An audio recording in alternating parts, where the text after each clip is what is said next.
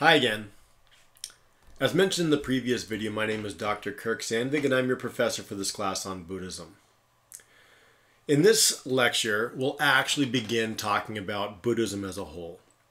The previous video focused on the introduction to this class and what's expected of it, and this lecture will really get into not only the overview of Buddhism and as well as the general tenets of Buddhism and Buddhist thought, but we'll also get into the origins of Buddhism as it began to spread throughout India and then eventually to the rest of the world. So let's go ahead and begin. Excuse me. So Buddhism is about 2,500 years old, so it's a pretty old religion. Not the oldest out there, but it's definitely been around for a while. There are currently 376 million followers worldwide. Now that number is hard to really substantiate. A lot of it has to do with how people identify as Buddhist. As you may already know, there are some people who consider themselves Buddhist, but don't actually practice Buddhism. And there are a lot of people who practice Buddhism, but don't consider themselves Buddhist. So that 376 million has more to do with how people identify themselves as Buddhists as opposed to how many actually Buddhist people there or people who practice Buddhism are in the world. So keep that in mind. There's a difference between practicing Buddhists and people who are just conceiving themselves as Buddhist. Now, Buddhism arose in the 6th century by a man named Siddhartha Gautama in his quest for enlightenment. Now, I'll oftentimes refer to the Buddha as a man. That man refers to Siddhartha Gautama. So keep that in mind. Those two are usually connected to each other. Now, the term Buddha does not necessarily mean that man. The Buddha is a concept. The Buddha means the awakened one. So there are a lot of Buddhas that have existed throughout history. Even the Buddha will say, there were a million Buddhas before me, and there'll be a million Buddhas after me. But the one that we typically think of when we talk about the term Buddha is Siddhartha Gautama. So when we talk about the Buddha, this is who we're talking about, this man. Now, Buddhism as a whole does not believe in a personal God. That is, it's not centered around the relationship between God and humanity. That doesn't necessarily mean that there are no gods in Buddhism. There are actually quite a few gods in Buddhism. This is why there are a lot of times referring to the god Brahma or even Mara as different gods that are out there within Buddhism. This is largely because Buddhism stems from Hinduism as a whole, and some of those gods that are popular within the Buddhist and Hindu philosophies intermingle with one another. So there are gods within Buddhism, but as the Buddhist says, the gods are not central to the understanding of gaining enlightenment. So therefore they're not necessarily important to Buddhism. They are there, but they are not important or central to the understanding of gaining enlightenment. That's an important distinction there. So yes, there are gods, but it's not central to the understanding of Buddhism. Buddhists also believe that nothing is fixed or permanent. That means that change is always possible. Change is always happening. It's inevitable. And if the more we hold on to the things that we'd like to keep the same, the more we suffer in this world. And we'll talk more about suffering later on. So change is natural. Change is the natural progression of things in this world, and you cannot stop change from happening. That's a central understanding within Buddhism. Now, there are two large schools in Buddhism, but there are many others as well. The two largest ones are Theravada Buddhism, which Theravada means teachings of the elders, Theravada Buddhism is usually most popular in areas like Sri Lanka, Cambodia, Thailand, Laos, Myanmar, Southeast Asia mostly. And then you also have Mahayana Buddhism. Now, but Mahayana means the great vehicle. This is more of an Eastern style of Buddhism. So you see Buddhism, of Mahayana Buddhism, predominantly in China, Taiwan, Japan, Korea, Mongolia. That type of Buddhism is predominant in those areas. A third school of Buddhism is known as Vajrayana Buddhism, which is the thunderbolt vehicle.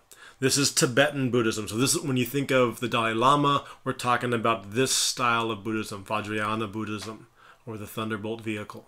So you've got these three main ones, and then a lot of other smaller schools that are within these schools as well. Now, all these schools seek to aid followers on the path to enlightenment. A lot of these schools mention a vehicle. It's a vehicle to gain enlightenment. It's a pathway to gain enlightenment. So each one has their own philosophies about how to approach that, but they're all based on the same principle of gaining enlightenment. Now, Buddhists may either worship at home or in a temple or both. So they're not subject to only going to the temple to do their worship. They can actually do some of their practices at home as well. And the path to enlightenment that we bring up so much in this religion is development of morality, meditation, and wisdom. And the Buddha explains how to develop these skills through various teachings and practices to really sharpen these skills. Now let's talk about the life of the Buddha. The life of the Buddha was actually recorded by some ancient Pali texts roughly 200 years after his death. So to say that is a very true depiction of his life as like a autobiography or a biography of any sort is completely false. But that does not necessarily mean that the information is necessarily untrue.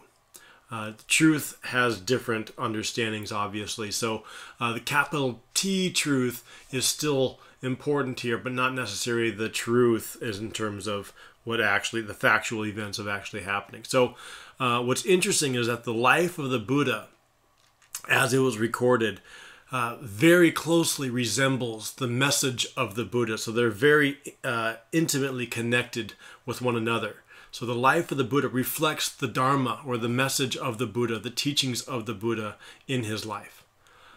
So to begin with, we need to understand how Siddhartha came into this world.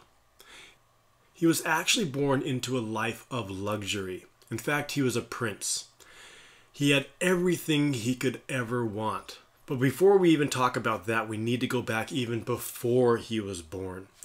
Now, the stories go, according to the Pali texts, that when he was in his mother's womb, his mother had a dream. And in that dream, there was an elephant who had a white lotus. And that elephant came into her side and became the baby. Now, the ancient Brahmins at the time, the priests at the time, were brought in to help interpret what that dream meant. And the holy men of the time said it means one of two things. Either your child will become a mighty ruler that will take over all of India, or he'll be a holy man. Now, his father was very interested in that first option there, and so he tried to tailor every part of Siddhartha's life to guide him into that direction of becoming a mighty ruler, to take over all of India, to become the most powerful king in all of India. So what he did is he protected his son. He put him into the palace walls and gave him every want he could possibly imagine. He had lots of women, he had lots of food, anything he wanted he could have. And he lived this life of sheer ecstasy. But it wasn't enough. And he eventually had 4 different encounters which changed his path and led him to this path to enlightenment. Now, these 4 experiences he had provided him the discovery of reality, which is cruel, that everything in life is suffering. Now, this is not a new concept. This concept had been going around quite a bit in India at this time. This idea of dukkha, or suffering, is the ultimate existence of all humanity and all creation. Everything suffers, and it's a part of life. And what we as those who are seeking enlightenment are trying to do is escape from this path of suffering. But in this life of luxury, he had no suffering. So what some of the different texts actually talk about is how Siddhartha eventually encountered these different forms of suffering. Now, one of the more popular stories talks about how he and his entourage eventually left the palace walls, escaped out with a little bit of a large posse, and they are cruising around and looking around the area, and they saw a couple of disturbing sights. The first thing they saw was an old man, and the Buddha said to his entourage, "Whoa, what's up with that guy? He does not look normal. He looks decrepit. He looks like he's in pain. He looks like he's suffering." And so his entourage said, "Yes, he's an old man. It's a part of what all of us have to go through. We all eventually become old. So you too will have to get old." And he thought about that, and he was perplexed. And then a little while later, he came across another man. And this was a sick man. He'd never seen a sick man before. And he said, "What's wrong with this person? There's something not right." And his entourage said, "Well, that's sickness. It's also a part of life. We all get sick eventually. And we all get old eventually. It's a part of life. We all suffer in a different way. But there is sickness in life, and we all must get sick." Again, he was troubled by this, and it really rocked his world. And then a little bit later, he saw a corpse. And he looked at that corpse, and he said, "Whoa, that guy is not doing so hot. What's wrong with that guy?" And his entourage said, "That guy's dead." And Siddhartha said, "Well, what does that mean?" "Well, we all must die. At a certain point, we all must cease to live anymore. And that sickness, that old age, and that eventual death is a part of what we all must go through. And that is all suffering." And he was really, really troubled by this again. He's like, "Well, I can really understand that all we see and all we experience in this world is suffering. And if we all must go through it, then there must be a way to get out of it." Now, the fourth sight he saw was a renouncer, a holy man, a person that was trying to get out of this path of suffering and find enlightenment. And the story said, immediately he took up his things and left on that path to enlightenment.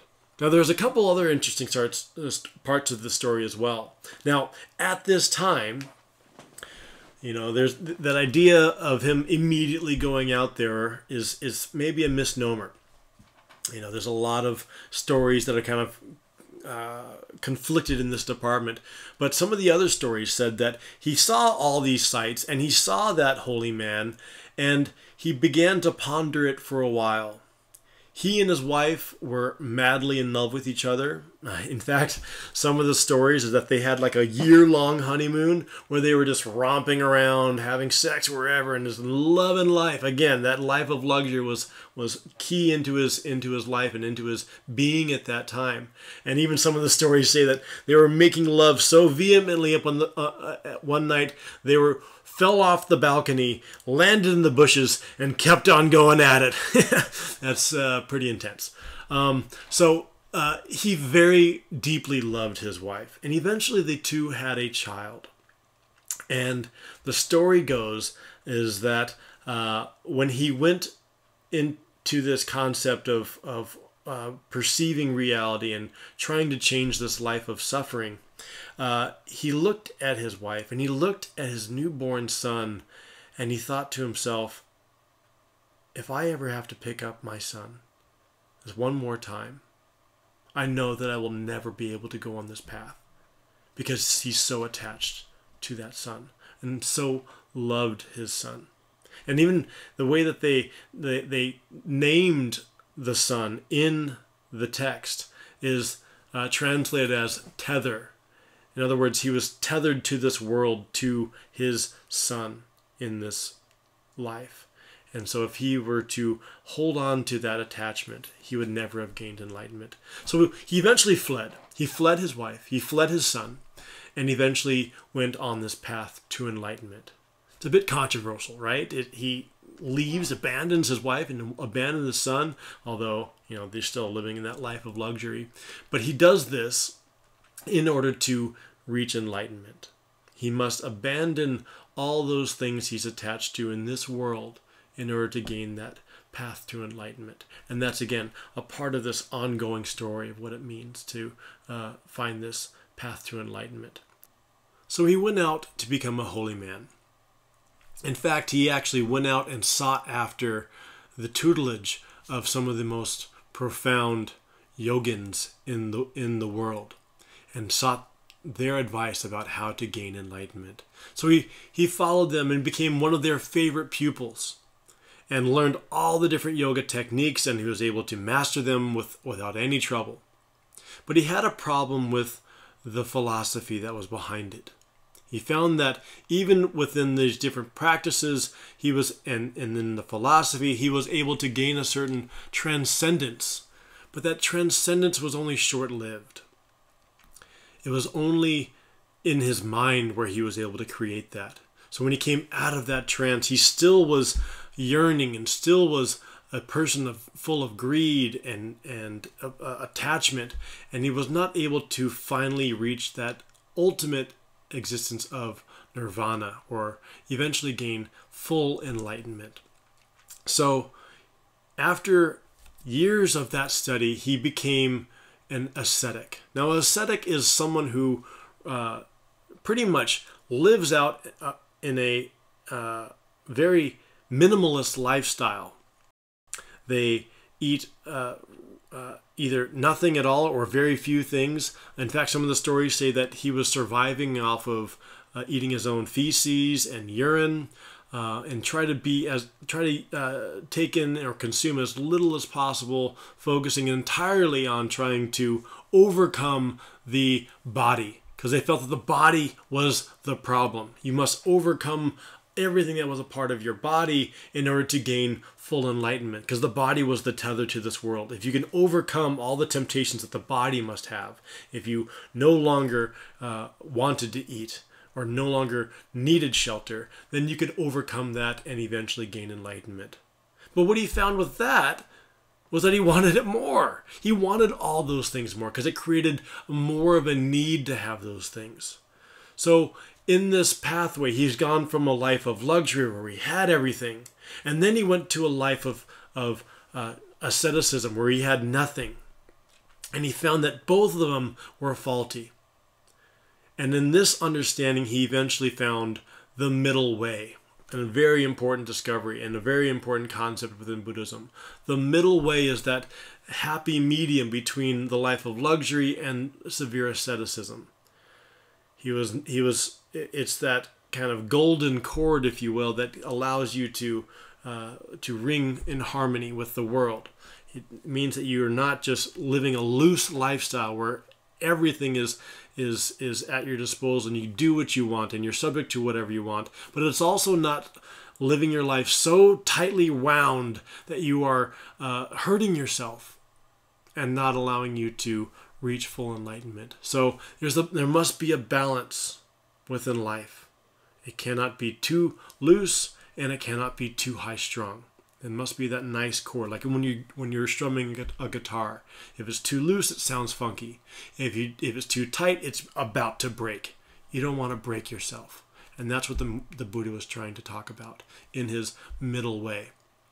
Now, in this middle way, he eventually was able to seek his own path to enlightenment. And he figured out that all these other philosophies that were around this day were not helping him. and he must come up with his own way, the middle way, which allowed him to eventually reach enlightenment. So he meditated and he practiced his self-reflection in the best he could, and eventually he gained that enlightenment. And he became what is now known as the Awakened One, or the Buddha. Now, there are some people who said that he meditated under the Bodhi tree and reached that point of enlightenment in one sitting, in one meditative state.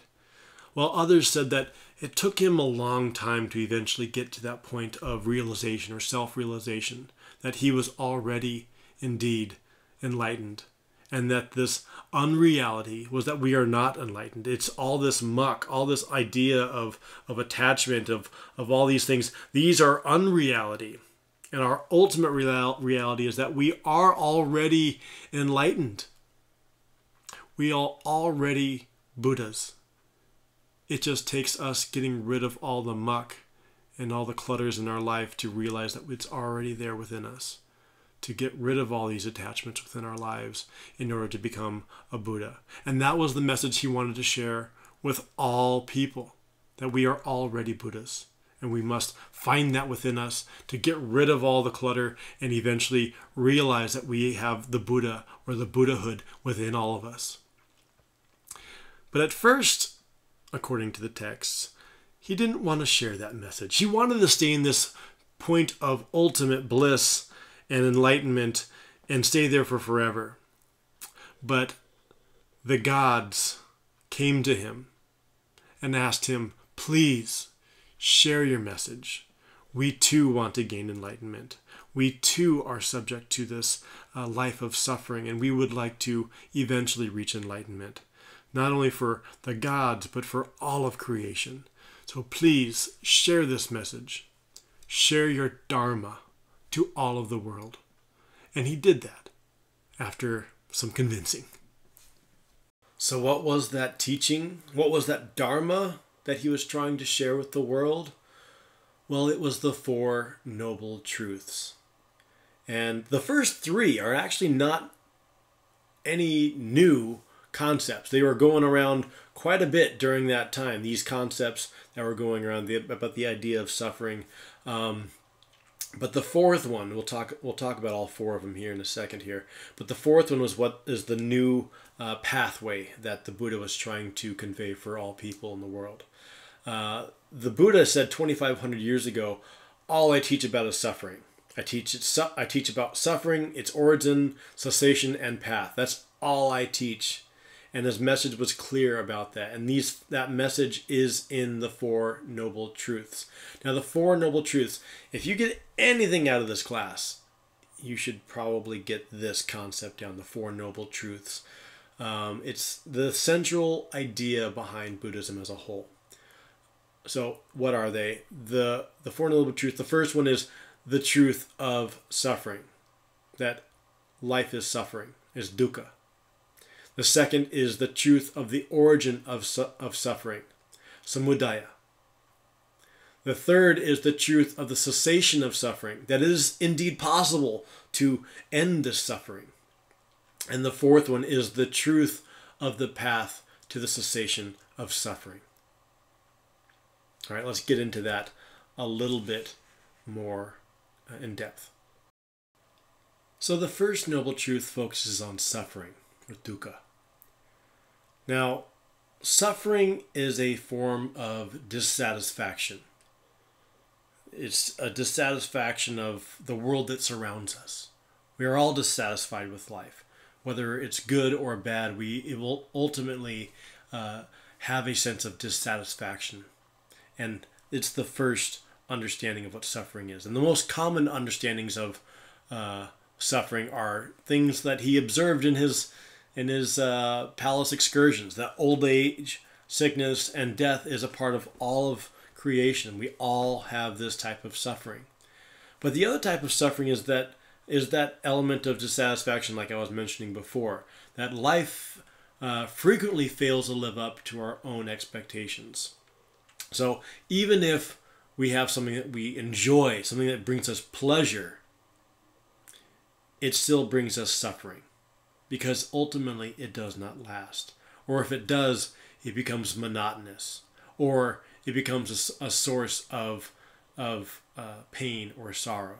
So even though I may love my wife and I love my daughter to the nth degree, they are ultimately a form of suffering or a source of suffering, because if my daughter gets sick and if she gets hurt, I feel that and I want her to get better. If she were to die, it would break me up, and I would not know how to live with that type of suffering.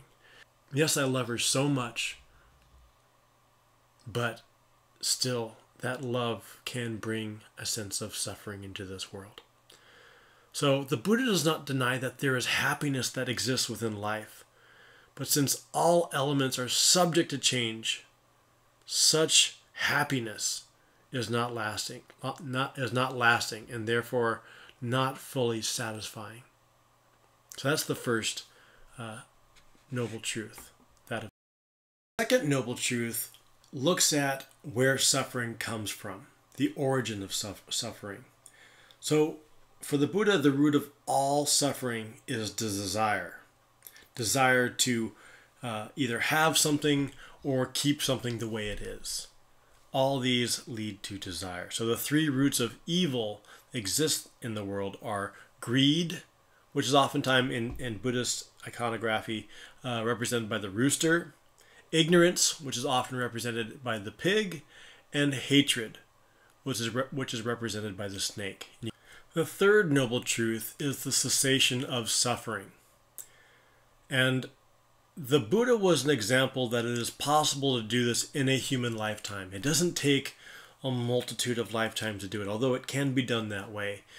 But the Buddha provided an example that it is indeed possible to reach enlightenment, to reach the cessation of suffering in this lifetime. And the way to do that is to extinguish desire, which causes that suffering.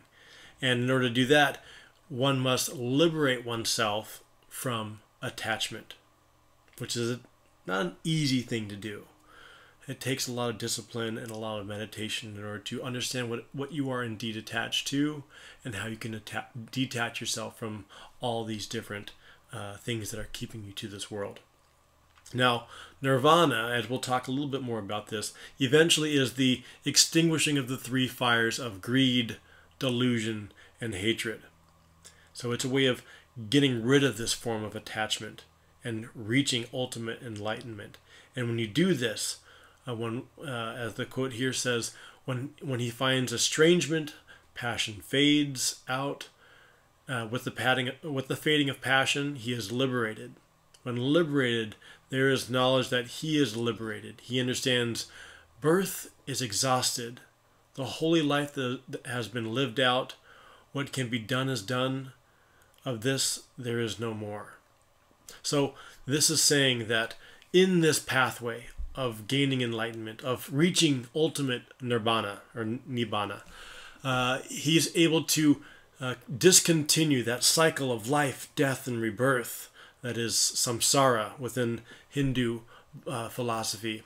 That samsara of life that continually brings about life, death, and rebirth is no longer, because you realize that there is no cycle of life. That's just an illusion. All reality is this, just being here.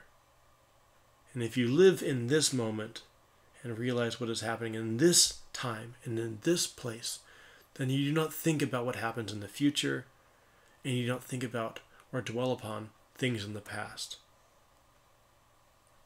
That's what's important about Buddhism, is living here in the moment and not focusing or attaching yourself to what happened in the past or what will be in the future. And finally, we come to the fourth noble truth, which is the path to the cessation of suffering. This is also known as the Eightfold Path. And it brings together that concept of the middle way. Now, in this pathway, the Eightfold Path, there are different right things. Now, they are right not because they command a moral duty to follow, but right in this context means skillful.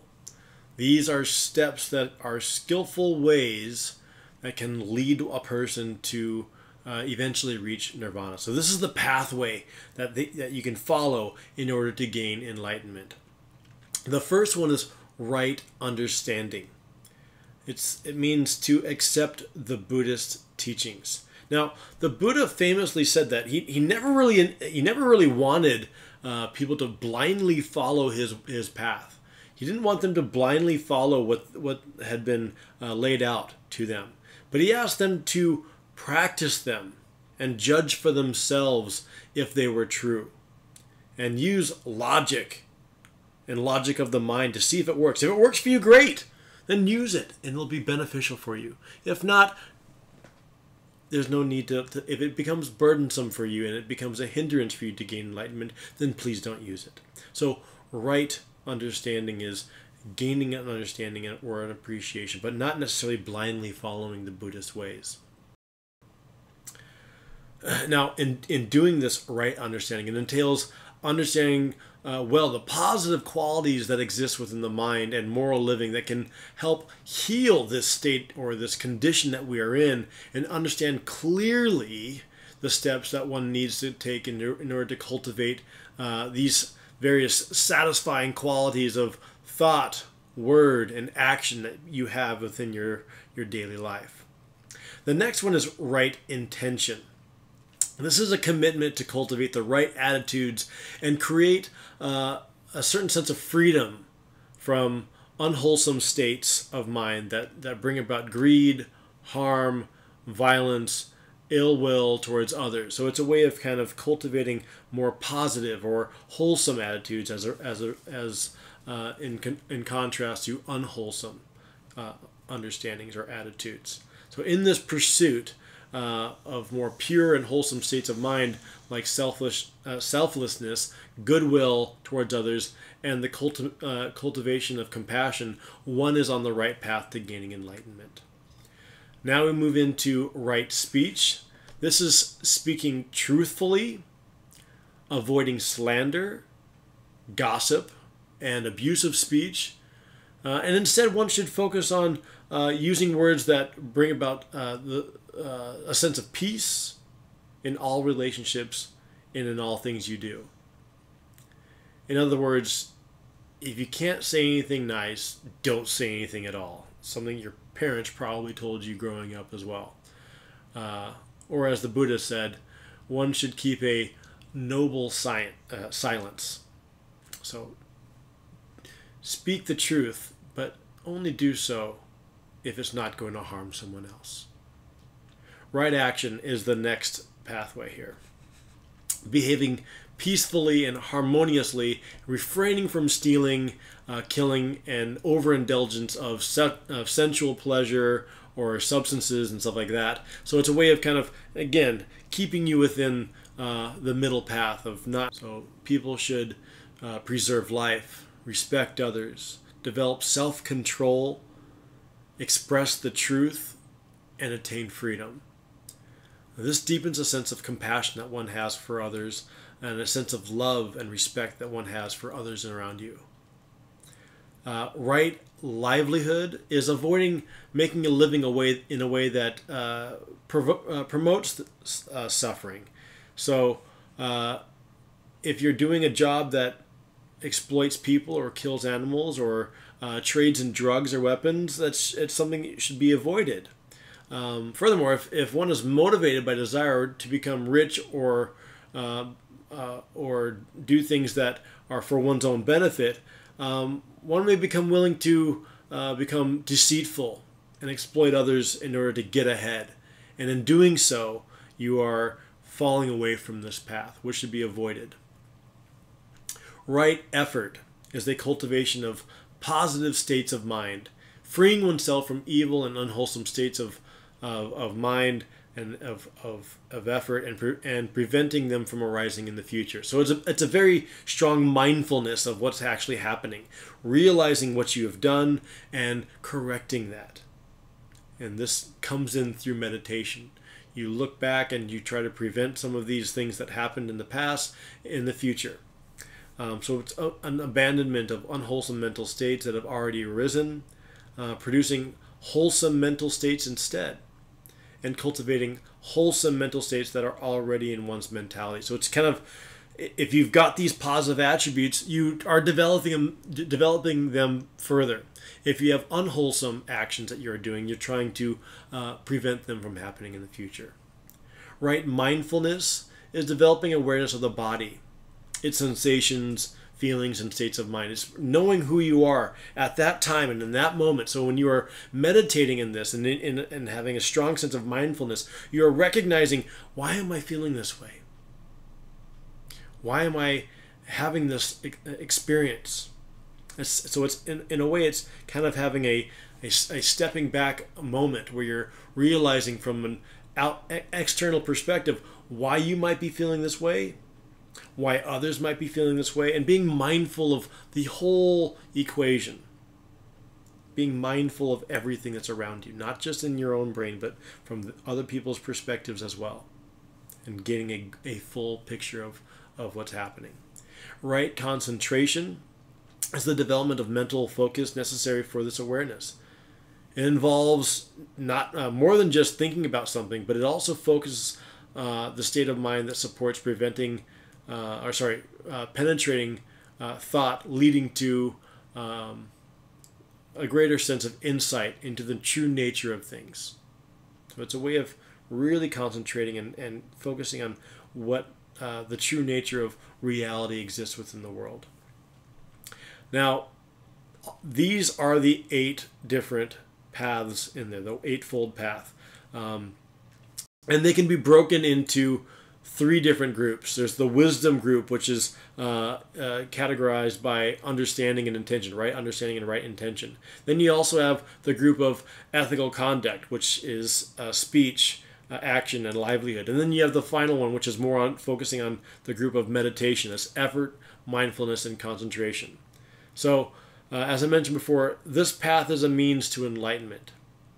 It's a tool, or as the Buddha said, it's like a raft that can be used to cross a river. Now, once you cross that river, you don't have to carry that raft with you when you're on the other side. You're there. You do not need to use that raft any longer. Otherwise, it becomes a burden to you on your further path. So, not only does it is a helpful tool, but it's a tool that is only getting you to a certain spot. At that point, it becomes who you are, and then you can move forward on your next journey in that path to enlightenment.